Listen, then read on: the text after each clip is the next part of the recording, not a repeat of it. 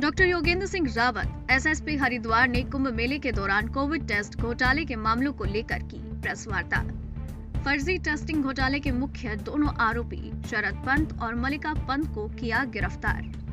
हरिद्वार में कुंभ मेले के दौरान कोविड टेस्ट में हुए घोटाले के दो मुख्य आरोपी शरद पंत और मल्लिका पंत को एसआईटी टीम ने किया गिरफ्तार।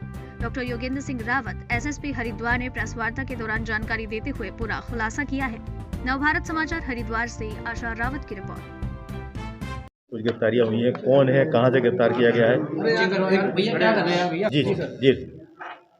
जैसा कि आप जानते हैं, महाकुंभ 2021 में एक घोटाला प्रकरण सामने आया था, जिसमें कि कुछ फर्जी टेस्टिंग के नाम पर बिल जनरेट किए गए थे और सरकार से पैसा प्राप्त करने का प्रयास किया गया था।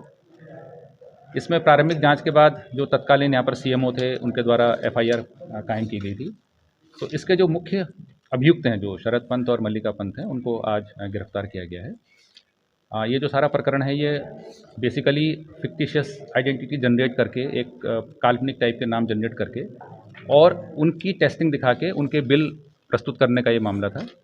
तो इन दो गिरफ्तारियों के साथ इसमें एक मैं कहूँगा कि पॉजिटिव कार्रवाई की शुरुआत हो गई है। आगे कुछ और नाम भी इसमें प्रकाश आए हैं, जिनके खिलाफ भी कार्रवाई की जाएगी। कहां से गिरफ्तारी हुई है इन दोनों लोगों की? इनकी नोएडा से गिरफ्तारी की गई क्या है। इनके आवास से ही गिरफ्तारी है?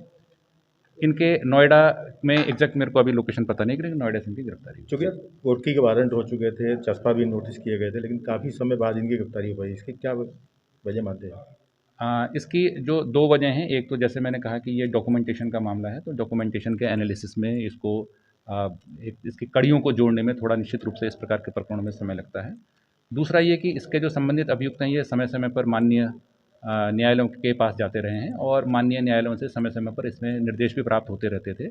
इसके कारण पुलिस उन जो प्रकरण है न्यायालय के संबंध जो लंबित प्रकरण थे, उनके ख़त्म होने का इंतज़ार कर रही थी। और जब ये एक बार क्लियर हो गया कि इस प्रकार का कोई रिस्ट्रिक्शन या इस प्रकार की कोई अभी बाउंडेशन नहीं है, तो फिर इसमें कार्रवाई की। चूँकि दो ये गिरफ्तारियां हुई है, एक पहले गिरफ्तारी हो चुकी है, 3 आदमियों की गिरफ्तारी हो चुकी है। अभी और कितने लोग हैं जिनके नाम इस सारे मामले में आ रहे हैं सामने? अभी 5 लोग अभी हमारे टारगेट पे आ गए हैं, जिनके कि इस प्रकरण में संलिप्तता शामिल पाई जा रही है।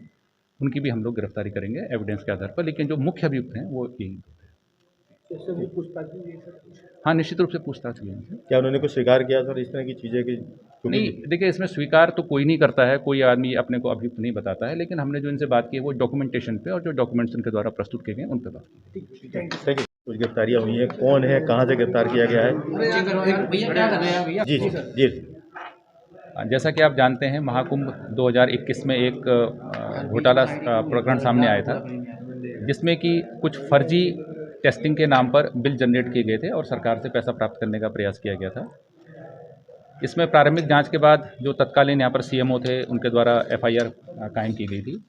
तो इसके जो मुख्य अभियुक्त हैं, जो शरद पंत और मल्लिका पंत हैं, उनको आज गिरफ्तार किया गया है। ये जो सारा प्रकरण है, ये बेसिकली फिक्टिशियस आइडेंटिटी जनरेट करके, एक काल्पनिक टाइप के नाम जनरेट करके और उनकी टेस्टिंग दिखा के उनके बिल प्रस्तुत करने का ये मामला था।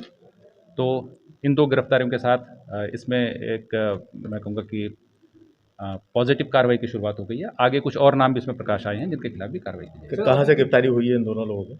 इनकी नोएडा से गिरफ्तारी की गई है। क्या इनके आवास से ही गिरफ्तारी है? इनके नोएडा में एग्जैक्ट मेरे को अभी लोकेशन पता नहीं, लेकिन नोएडा से इनकी गिरफ्तारी हुई। चूँकि कुर्की के वारंट हो चुके थे, चस्पा भी नोटिस किए गए थे, लेकिन काफ़ी समय बाद इनकी गिरफ्तारी हो पाई। इसकी क्या वजह मानते हैं? इसकी जो दो वजह हैं, एक तो जैसे मैंने कहा कि ये डॉक्यूमेंटेशन का मामला है, तो डॉक्यूमेंटेशन के एनालिसिस में इसको एक इसकी कड़ियों को जोड़ने में थोड़ा निश्चित रूप से इस प्रकार के प्रकरणों में समय लगता है।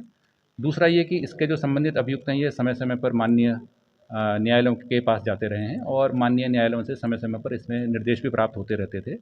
इसके कारण पुलिस उन जो प्रकरण है न्यायालय के संबंध जो लंबित प्रकरण थे, उनके ख़त्म होने का इंतज़ार कर रही थी। और जब ये एक बार क्लियर हो गया कि इस प्रकार का कोई रिस्ट्रिक्शन या इस प्रकार की कोई अभी बाउंडेशन नहीं है, तो फिर इसमें कार्रवाई की। चूँकि दो ये गिरफ्तारियां हुई है, एक पहले गिरफ्तारी हो चुकी है, 3 आदमियों की गिरफ्तारी हो चुकी है। अभी और कितने लोग हैं जिनके नाम इस सारे मामले में आ रहे हैं सामने? अभी 5 लोग अभी हमारे टारगेट पे आ गए हैं, जिनके कि इस प्रकरण में संलिप्तता शामिल पाई जा रही है।